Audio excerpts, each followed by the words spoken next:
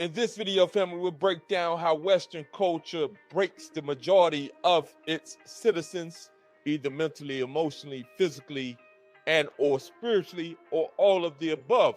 And then we'll give you the tools and techniques in order to break that cycle and to overcome what Western culture does to the majority of its citizens. Allow us to dive in. First, we must look at what it means to align oneself with their true nature. This is the state in which the individual is at peace within the chaos of a society. It doesn't mean that they don't face challenges. It doesn't mean that we don't come up against obstacles. What it does mean is we have been able to align ourselves with the true nature of who we are as individuals.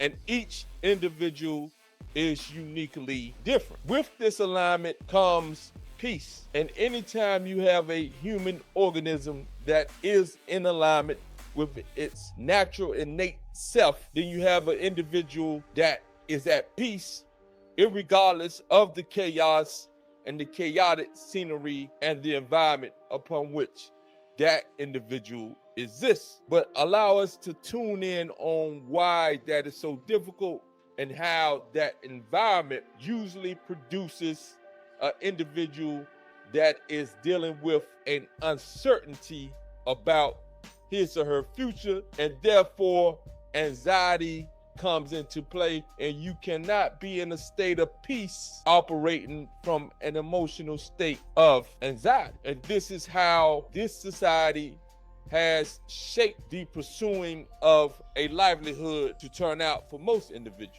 Most individuals, those who are not born compromised psychologically when it comes to a pathology such as psychopathology, a social pathology, or narcissism, anything in that realm, you're dealing with individuals who are generally seeking to be at peace. But in a culture that promotes unhealthy competition for the survival goods or for the survival needs of one's life, then you create this environment within the individual mentally, emotionally, and spiritually, which often spills over into the physical of, again, uncertainty, which creates anxiety, which produces a mindset that can be altered into a subtle neurosis. And what you mean by neurosis? I mean those individuals who are dealing with some psychological difficulties when it comes to handling the stress that a culture that pushes individuals against each other, not for a cooperative advantage for the whole, but for a exclusive advantage for the particular individual. And again, I'm not a socialist, I'm not a communist. I am an individual that thinks capitalism versus the other ones is the most natural way for an individual to become all they can be. But with that caveat is most individuals are doing it in a way to see their fellow human beings suffer in order for them to attain unnecessary goods, unnecessary wealth to the detriment of the society as a whole, and to individuals specifically that spills over into a lot of difficulty when it comes to economic stability. And when there's economic instability, you have chaos and you have violence on the rise.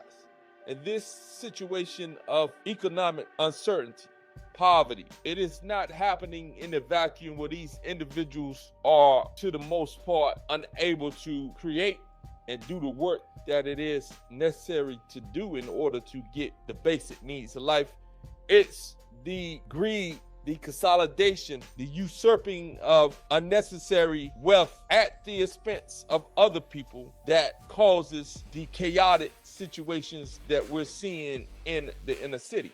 Trump wants to send in the National Guard, and I can understand why. There is a need to squash out this violence, this crime. But If you are not creating within those crime-ridden areas after you squash it, a true opportunity for upward mobility, a true opportunity to fulfill one's basic needs, then you are only putting a band-aid on a problem that you helped to create. The government, with our politicians being controlled by the wealthy, and the wealthy, unfortunately, many of them, not all of them, are indeed corrupt, sinister, and don't care about the society as a whole when it comes to the people suffering. This government has allowed the corporations and have allowed individuals with enormous amount of wealth to suck dry the economic growth of the middle class and under. This is a classic case of classism, which is more prominent than racism. Racism still exists, and it is still strong, and it is still part of the chaos that this society produces. Let's look at competition. Competition in and of itself is not a bad thing. Competition is actually a good thing when it's done with the mindset of developing something that's going to enhance the livelihood of the whole, if those who are part of the whole are willing to do the work in order to benefit from it. You do have individuals who have been defeated in this society, and you do have individuals who are prone to criminality or to getting over on individuals. It's just the nature of what has come from a compromised collective genome when I'm talking about the human species. Most individuals are born compromised due to many various reasons, and we'll not go into detail about that at this point. Most individuals, the sperm and the egg of the parents that produce that offspring had some compromisation in it. And this is why I don't blame the elites for wanting to almost micromanage the breeding of their children to a certain degree. If they want to maintain or give that offspring the best chance of not being compromised, then you want the sperm and the egg of the parent to be in good, healthy condition. And the majority of those in the West, and even some in that elite class, have compromised sperm and egg. I got off track just a little bit. We'll get right back on to what it is, and we'll wrap this up real quick. Tie a bow to this right here. Again, chaos and conflict exudes from the creation of impoverished individuals. Chaos and conflict foments in a state of uncertainty and anxiety. Chaos and conflict, it rams up when it comes to competing for a divisive type of goal. Again, I am 100% with true capitalism. We do not have that in the United States. We have crony capitalism. We have corporate capitalism, and we have the extortion of taxpayers' dollars in order to funnel that money upstream to those who already have money in order to put about that illusion that they create jobs, etc. If you create jobs, you should create jobs on your own dime.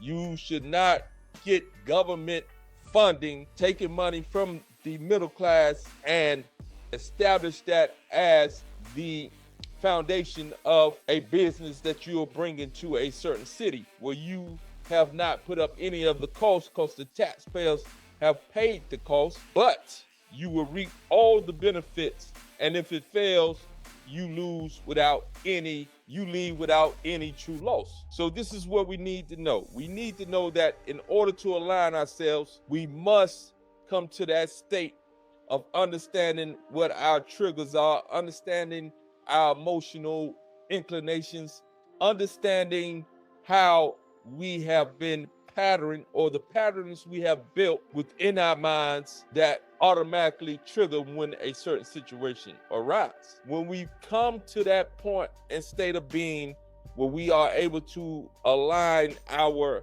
actions and emotions to the highest level of our existence. And this takes work, this takes awareness. And to be honest with you, it's almost impossible to do if you're forced to have to work in a field or industry where you're just working to get money, but it isn't something that you love, isn't something that you enjoy. It's almost impossible to become aligned with your higher self. And this in and of itself will continue to produce uncertainty, anxiety, chaos, conflict, because you are not doing what it is that you want to do. And you're not doing what it is that truly brings you joy. And we're talking about from a moral and ethical point of doing things that you want to do. If it's morally debased, ethically low, then I'm not talking about that. I'm talking about higher moral standards. I'm talking about higher ethical practices. I'll leave you with that, guys.